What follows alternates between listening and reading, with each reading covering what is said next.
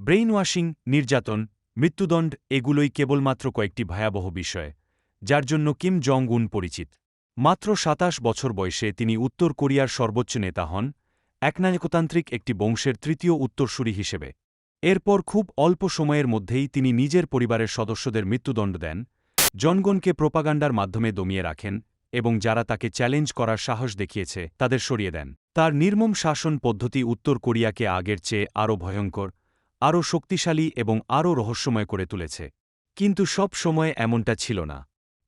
একটা সময় ছিল যখন কিম পশ্চিমা সংস্কৃতির প্রতি আকৃষ্ট ছিলেন।